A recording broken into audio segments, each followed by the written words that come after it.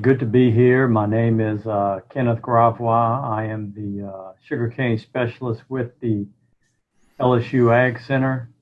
A little bit more about me. I grew up on a sugarcane farm here in South Louisiana, and that farm is currently in its fifth generation. So it's a family farm, but I kind of strayed from the farm and went to LSU and got degrees in agriculture and enjoyed that aspect of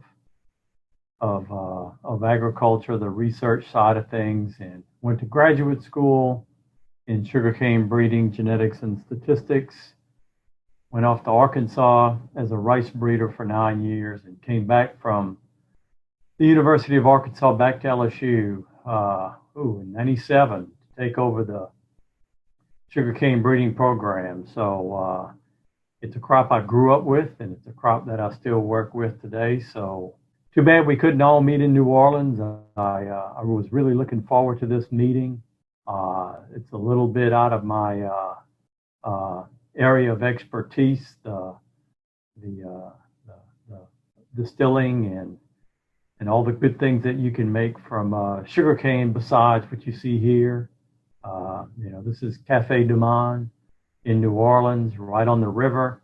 So let me give you a little bit of a perspective about sugarcane as it relates to some of the other agricultural crops in the United States. You can see at the bottom here, in a typical year, or a more typical year than 2019, we normally have anywhere from 85 to 90 million acres of both soybeans and corn.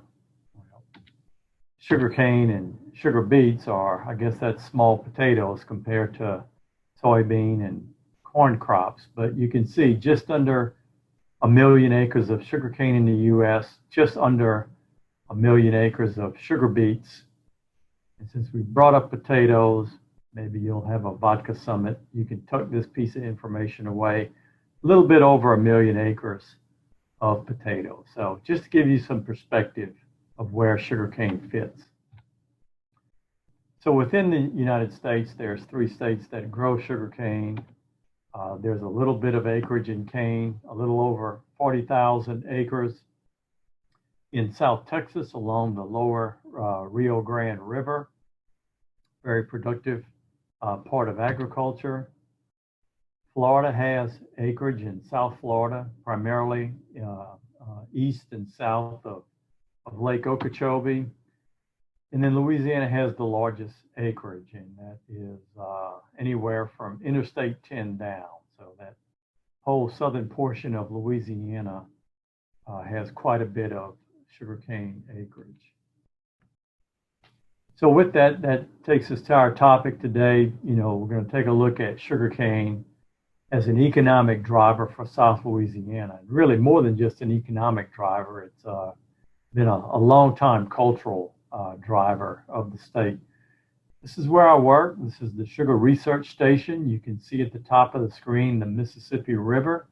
That's the levee with the road on top. And if you look at the tip top, that's the banks of the Mississippi River. So we're kind of nestled along the Mississippi River. The station here, it's about 10 miles south of campus.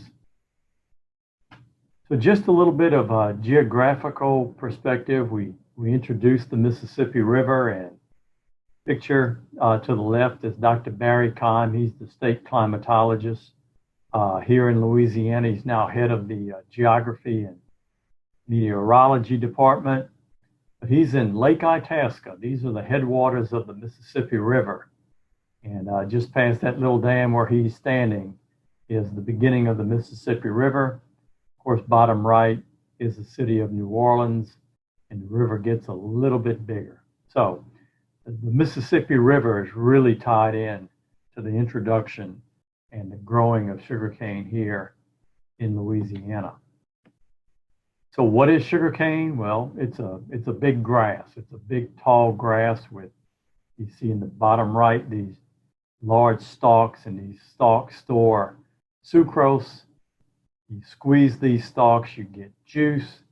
The juice will be processed at raw sugar factories into products that we're more familiar with.